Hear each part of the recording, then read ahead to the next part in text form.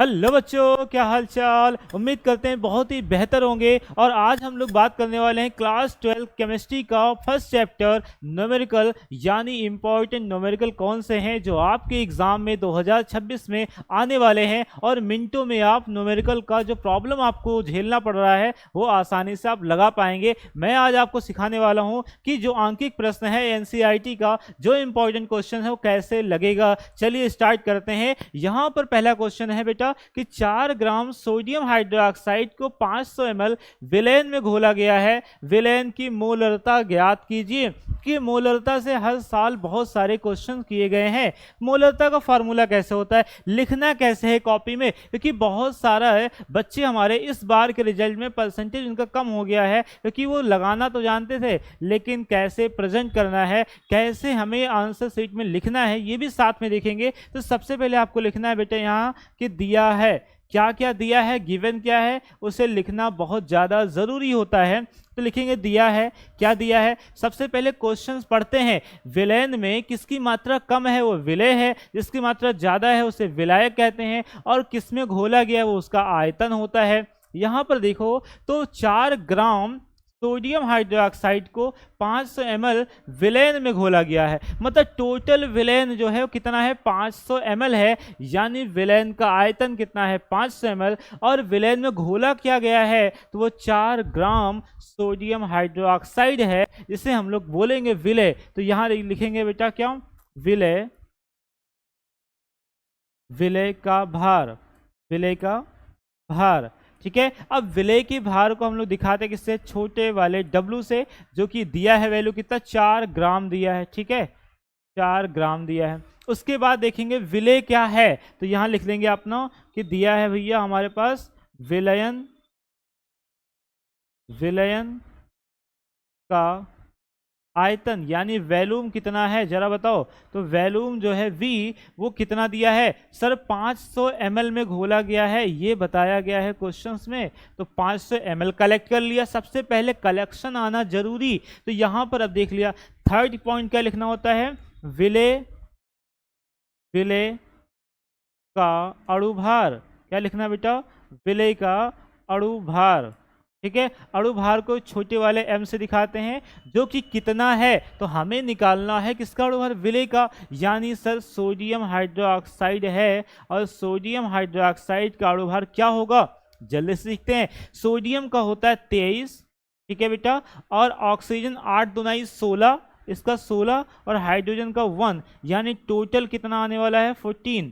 ठीक है, तो इसका अणुभार कितना हो गया 40। अब हमें लगाना है इसके सवाल, तो जल्दी से आ जाओ इधर, क्या होने वाले इसके सवाल में। यहाँ पर इसके जो निकालना है, क्या निकालना है, मोलरता। इस तो हमारे पास गिवन है, इतनी चीजें हमने यहाँ से कलेक्ट कर ली। अब हमें निकालना है मोलरता। मोलरता बराबर क्या, बड़े वाले m से दिखाते हैं इसको, और विलय का भार, तो विलय के भार को W वाले से दिखाते हैं, गुणे में 1000, अगर वो ml में दिया है, नीचे विलय का अणुभार छोटे वाले m गुणे विलयन का आयतन B, ये है इसका फार्मूला। रखो और आंसर पाओ भाई। तो यहाँ m बराबर क्या होगा, छोटा वाले W की वैल्यू क्या है 4 ग्राम है, लो 4 रख दिया हमने सर। 1000 हमारे पास पहले से है। ठीक है, उसके बाद हमारे पास m कितना आया है यार 40 आया है, तो सर 40 हो गया। उसके बाद हमारा वैल्यूम कितना है 500 ml था, कट गया 5 एकम 5, 5 दूनाई 10, 2 आ गया, 2 से इसे काट दें क्या, 2 दूनाई 40, 2 जीरो 0, 20 आ गया, और 4 एकम 4, 4 पंचे 20, तो m की वैल्यू आ गई भाई 1/5 मोल पर लीटर। मात्रा क्या होता है, मोल पर लीटर। लो आ गया इसका आंसर। इतना आसान होता है, खटाखट कट जाता है भाई। आपको केवल लगाना है, केमिस्ट्री से डरना नहीं है। मैं हूं आपके साथ, 6 महीने के अंदर अपना पूरा सिलेबस कंप्लीट करने वाले हैं। एकदम एंजॉय करके आप पढ़िए, आपका रिजल्ट बहुत ही बेहतर होने वाला है, और आपकी कामयाबी बस बहुत दूर नहीं है। चलिए अगले क्वेश्चन पे इसका स्क्रीनशॉट ले लीजिएगा। अगला जो क्वेश्चन बेटा कह रहा, उस विलयन की मोलरता ज्ञात कीजिए जिसमें 18 ग्राम ग्लूकोज को 500 ml विलयन में घोला गया है। बहुत ही सिंपल सा क्वेश्चन है, मजा आ जाएगा भाई, जल्दी से लग जाएगा आप सभी के लिए। यहाँ पर आप कलेक्ट करें सबसे पहले, और इसमें कुछ भी लिखना नहीं है, क्या है उस विलयन की मोलरता। क्या करना बेटा, मोलरता निकालना है, और जिसमें 18 ग्राम क्या है, विलेय घुला है यानी ग्लूकोज घुला है। फटाक से लिखेंगे यहाँ पे क्या, छोटा वाला डब्लू, छटका सा डब्लू क्या बोलता है भैया, विलेय का भार। तो विलेय का भार दिया 18 ग्राम, लो हो गया सर। उसके बाद विलयन का आयतन कितना दिया, 500 ml। वैल्यूम जो है वो कितना है बेटा, वो 500 ml है। एकदम मक्खन हो जाएगा यार केमिस्ट्री आपके लिए। ग्लूकोज है, विलेय का अणुभार क्या होगा बेटा, छोटा वाला m को विलेय का अणुभार। ग्लूकोज का सूत्र लिख देता हूं भैया, C6H12O6 होता है। इसको निकालो जरा, क्या हो जाएगा, तो 12 छक्का 72। ठीक है बेटा, कितना हो जाएगा, एक कार्बन का 12 होता है, 6 कार्बन है तो 12 छक्का 72 हो गया। प्लस हाइड्रोजन का 1 होता है, 12 हाइड्रोजन है तो कितना हो जाएगा 12, और ऑक्सीजन कितना 8 दूना 16, 16 छक्का 96। तो यहाँ कितना हो जाएगा बेटा 96। और यहाँ इसका अणुभार अगर जोड़ें तो 6 2 8 2 10 के 0, हासिल 1 9 1 10 11 और 7, यानी आपका पूरा पूरा हो जाएगा कितना 18। तो 11 7 18 कर लेंगे इसको और हो जाएगा 180। समझ पा रहे हो। तो इस प्रकार से हमारा अणुभार आ गया और हमारा राइट आंसर आप सभी कमेंट कर दें जल्दी से, क्या होने वाला है, मोलरता बराबर जो आपका फार्मूला होता है वो ये होता है, विलेय का भार 1000 बटा विलेय का अणुभार गुणे में विलेय का आयतन, यानी विलयन का कुल आयतन कितना है। तो यहाँ से आपका आंसर आने वाला है बेटा डब्लू। डब्लू कितना दिया, 18 ग्राम दिया है, लो हो गया। उसके बाद 1000 आपका है, ये 1000 हो गया। नीचे m कितना है बेटा, m है 180, m कितना है 180 गुणे वैल्यूम कितना है 500 ml, लो आंसर। तो यहाँ 500 से इसको काट देंगे, कितना आ जाएगा 2 आ जाएगा। और यहाँ 2 से अगर देखें तो 18 से 18 काट देंगे तो कितना हो जाएगा 10 आ जाएगा। और इसको काट देंगे 2 एकम 2 2 पंचे 10। तो इस प्रकार आपका m की वैल्यू भी इसमें कितना आ जाएगा, 1/5 मोल प्रति लीटर। उम्मीद करते हैं अच्छे से समझ में आ गया होगा। आसानी से आप स्वयं काट कर देखो, मैंने कुछ नहीं किया है। 500 से 1000 को भाग कर दिया, 2 आया, 2 ऊपर, 2 से यहाँ अभी नहीं काटा मैंने, 18 से काट दिया, 18 एकम 18, 18 एकम 18, 1 हो गया, 0 10 हो गया, 2 एकम 2 2 पंचे 10। इतना आसान होता है सवाल, और देख करके आप सभी क्लास में डर जाते हो, सर नहीं आता है। अगले स्टेप पर आते हैं और मोलरता पर सवाल लगाते हैं। मोलरता क्या है, मोल प्रभाज क्या है, ऐसे सवाल जो आपके लिए बहुत आसान हो सकते हैं। इसका स्क्रीनशॉट फटाक से ले लीजिए। चलिए भाई, अगला क्वेश्चन कह रहा है 3.65 ग्राम HCl को 100 ग्राम जल में घोला गया है, विलयन की मोललता ज्ञात कीजिए। इस बार बेटा मोललता निकालना है, ना कि मोलरता। तो फार्मूला चेंज होगा, कॉन्सेप्ट वही है, जल्दी से आ जाओ भाई। तो क्या है, यहाँ लिया है 3.65 ग्राम HCl, यानी विलेय का जो भार है वो कितना है 3.65 ग्राम। ठीक है, ओके। और विलेय का भार जो HCl है, तो विलेय का हमें भार लिखना होगा, HCl है। चलो भाई HCl लिख लेते हैं। m बराबर h का मतलब 1, Cl का मतलब कितना होता है 35.5 होता है, कितना होता है यहाँ पर आपका आ जाएगा 35.5। यानी कि m की वैल्यू जो आ जाएगी वो क्या आ जाएगी यहाँ पर आपका 36, 35 दशमलव तो एक क्या 36.5 हो जाएगा, सिंपल सा। ये आपका क्या है, विलेय का अणुभार है। उसके बाद दिया है 100 ग्राम जल में घोला गया है, यानी 100 ग्राम ज़्यादा है तो विलायक है, और विलायक का अणुभार बड़ा वाला W, यानी 100 ग्राम बड़ा वाला W है। ठीक है, और विलायक यानी मोललता निकालना है, तो हमें मोललता का फार्मूला मैं हिंदी में लिख दे रहा हूँ। क्या होता है आप सभी के लिए, मोललता बराबर होता है बेटा विलेय का भार गुणे में 1000 बटे में होता है विलेय का अणुभार, विलेय का अणुभार गुणे में होता है विलायक का भार। क्या होता है, वहां विलयन का आयतन था, यहाँ विलायक का भार होता है, बस इतना सा अंतर है बेटा। मोललता में विलयन का आयतन होता है, जबकि मोललता में विलायक का भार होता है, सिंपल सा। तो मोललता बराबर, जल्दी से देखो, मोललता बराबर विलेय का भार कितना है, विलेय का भार आपका दिया है 3.65। ठीक है, उसके बाद यहाँ 1000 हो जाएगा, लो 1000 हो गया, बटे में रख दो। विलेय का अणुभार, विलेय का अणुभार कितना 36.5 है, लो 36.5 कर दिया। विलायक का भार कितना है 100 ग्राम है, इसको कर लो 100 ग्राम हो गया। कितना इजी है। अब देखना कुछ भी कॉम्प्लिकेटेड नहीं होता, सिंपल से देखो 3 6 5 3 6 5 है ना, केवल फर्क इसका दशमलव का। तो दशमलव जैसे ही आप देखो यहाँ दशमलव इधर हटा दो, दशमलव के जैसे हटेगा तो उधर 2 जीरो है तो कितना जीरो बढ़ जाएगा 2।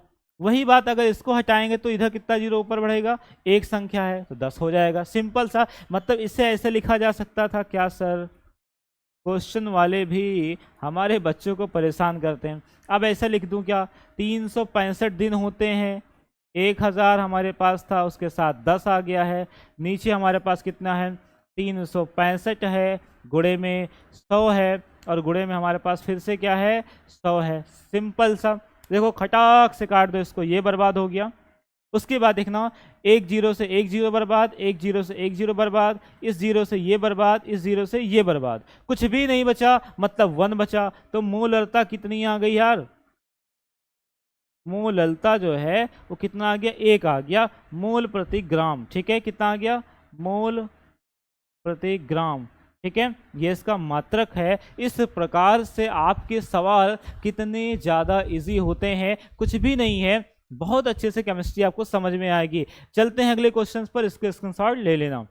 ठीक है, चलो भाई अगला क्वेश्चन कह रहा है 4.85 ग्राम NaCl को 500 ग्राम जल में घोला है, बोला नहीं भैया, घोला। ठीक है, घोला जाता है, विलयन की मोललता ज्ञात कीजिए। सिंपल सा क्वेश्चन है, आप सभी कमेंट करके जल्दी से बताएं क्या होगा। तो भाई यहाँ है 5.85 ग्राम NaCl कम है, जबकि ये ज़्यादा है, विलायक है। तो लिख लेंगे यहाँ छोटे वाले W को हम लोग बोलते हैं 5.85। सिंपल पिछले जैसे क्वेश्चंस हैं, इतना ग्राम है। क्या है, सोडियम क्लोराइड, तो यानी M का वैल्यू क्या हो जाएगी यहाँ पर, सोडियम क्लोराइड, और इसका वैल्यू जो निकालेंगे कितना होगा जल्दी बताओ। सोडियम का है 23 और Cl का कितना होता है 35.5। तो ये जुड़ करके कितना आ जाएगा अणु भार भाई, ये आ जाएगा 58.5। ठीक है, तो M का मान आ जाएगा 58.5, और बड़े वाले W की वैल्यू कितनी दी भाई, तो वो है 500 ग्राम। कितना है बेटा, 500 ग्राम है। कितना आसान होता है कलेक्ट करना, फार्मूला लगाओ आंसर पाओ। लो मोललता, तो मोललता बराबर ऐसे लिख दूं क्या, कैप छोटा वाला W 1000 बटे में आपका जो है राइट आंसर आने वाला है वो क्या होगा। चलो भाई, तो यहाँ पे आपका क्या हो जाएगा M, और गुणे में हमारा क्या है कैपिटल W। तो मोललता बराबर छोटका W कितना भाई, यहाँ देखो जा कितना है 5.85, गुणे में है 1000, कलेक्ट।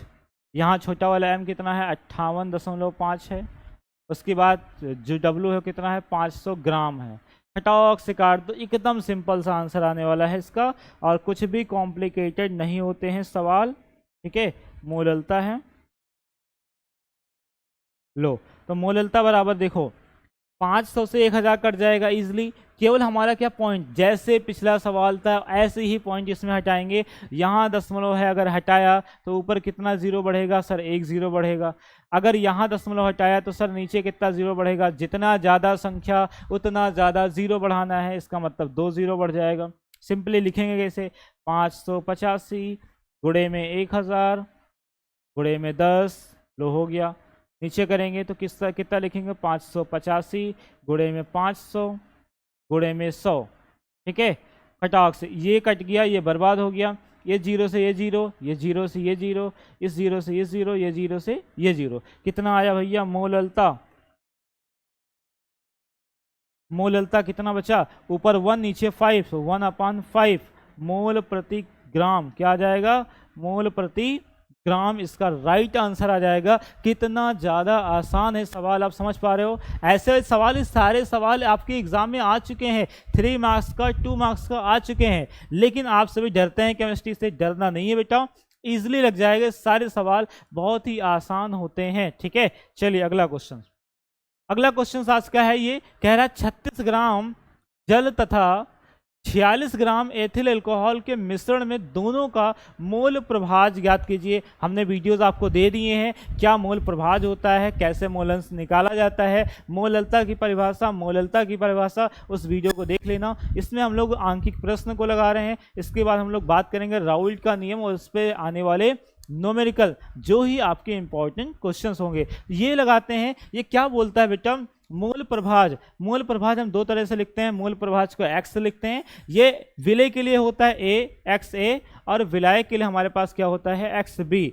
अब x a कैसे होता है, ये विलय के लिए लिख रहे हैं तो यहाँ विलय के मूलों की संख्या Na अपान होता है Na प्लस का Nb, यानी उसमें जो दो घटक मिले हैं इसके लिए लिखेंगे तो यहाँ Nb ऊपर आ जाएगा, नीचे क्या हो जाएगा Na जो था विलयन जिससे मिलकर बना है।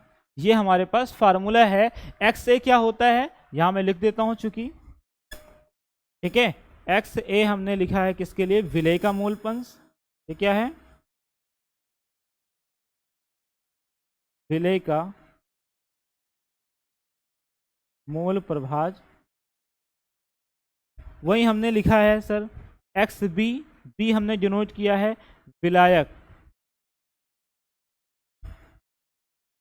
विलायक का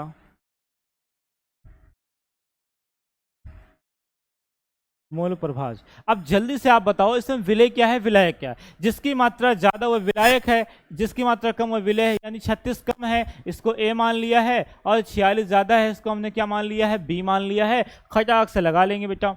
अब लगाने के लिए हमें क्या चाहिए कि ये N क्या है, Na होता है विलय के मोलों की संख्या, विलय के मोलों की संख्या। तो Na और Nb निकालने क्या साइड में, अगर मैं Na और Nb साइड में निकाल लूं तो सर सवाल बहुत इजी हो जाएगा और इस पे हम रखेंगे, यही हमारा आंसर आ जाएगा। तो हम लोग निकालने चल रहे हैं पहले Na क्या होता है, ये लिखा है विलय, A क्या है विलय और N क्या है मोलों की संख्या। विलय के मोलों की संख्या क्या होता है, भार बटा अणुभार। फार्मूला क्या होता है बेटा, भार बटे में होता है अणुभार। ये तो आप सभी जानते ही हैं, होनहार बच्चे हैं, ठीक है। तो ये Na क्या हो जाएगा, Na मतलब A की वैल्यू कितनी भार भैया 36 है।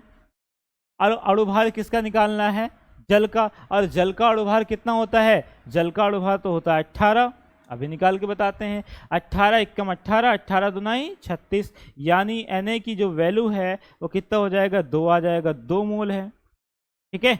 बगल में अगर मैं बात करूं यहाँ पर Nv निकालूं तो Nv के लिए क्या होगा, वही फार्मूला, भार बटे अणुभार। लो तो Nv कितना हो जाएगा।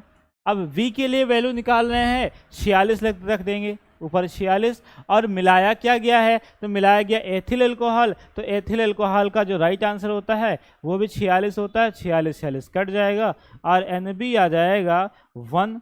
अब सर सवाल उठता है कि आपने तो यहाँ पर 18 रखा, वहाँ 46 रखा, आया कैसे, निकाल के बताओ। तो यहाँ पर देखो आपका जो जल का अणुभार है बेटा, H2O का जो अणुभार निकलेगा, हाइड्रोजन का 1 यानी 2 हाइड्रोजन 2 हो गया, ऑक्सीजन 8 दुनाई 16, इसलिए इसका आता है टोटल अणुभार 18। तो जो M की वैल्यू है वो कितना आ रहा है, 18। वहीं एथिल अल्कोहल का जब हमने निकाला तो एथिल अल्कोहल क्या होता है, C2H5OH, ये होता है आपका एथिल अल्कोहल।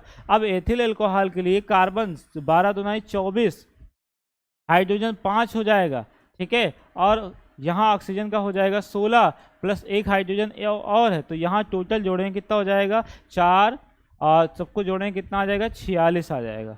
समझ पा रहे हो। तो इस प्रकार से हमने इसके अणुभार निकाल करके यहाँ रख दिए हैं, और Na आ गया, Nb आ गया। अब यहाँ आसानी से आप आंसर लिख सकते हो कि नहीं लिख सकते हो, कितना इजी है। अब यहाँ मैं आंसर अलग कलर से लिख दे रहा हूँ।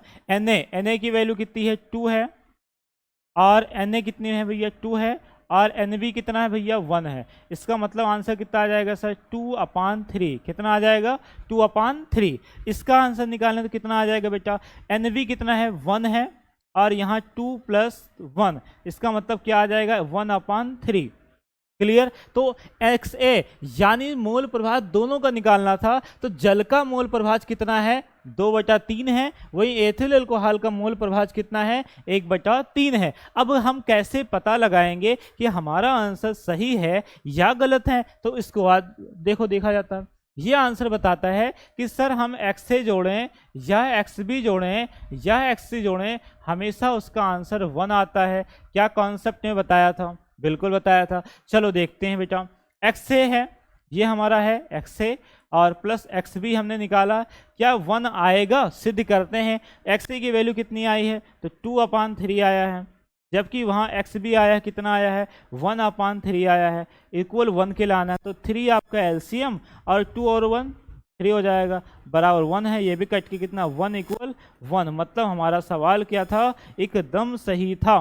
क्लियर हुआ? तो इस प्रकार से जब भी सवाल आएगा तो आपको फार्मूला साइड में याद करना है या लिखे रहना है, और बगल में पहले मोलों की संख्या निकालना है, जैसे कि हमने आपको निकाल करके बताया इन पेजेस में। ठीक है, तो ये हमारे सवाल थे। पहले हमें सिंबल्स को जानना चाहिए, और हम अपने नेक्स्ट लेक्चर में आप सभी के लिए लेकर आ रहे हैं राउल्ट का नियम, बहुत ही प्यारे अंदाज में, मज़ा आ जाएगा। तो लगे रहें, साथ मिलकर के पढ़ते हैं और बेहतर रिजल्ट को बनाते हैं। और जो बच्चे हमारे 10th के 11th में आए हैं, या हमारे 12th के बच्चे जो जा चुके हैं, आपके भाई बहन हैं, उनके लिए हम बताते हैं बेस्ट करियर ऑप्शन। मिलते हैं नेक्स्ट वीडियो में। All the best. ओके, चलिए।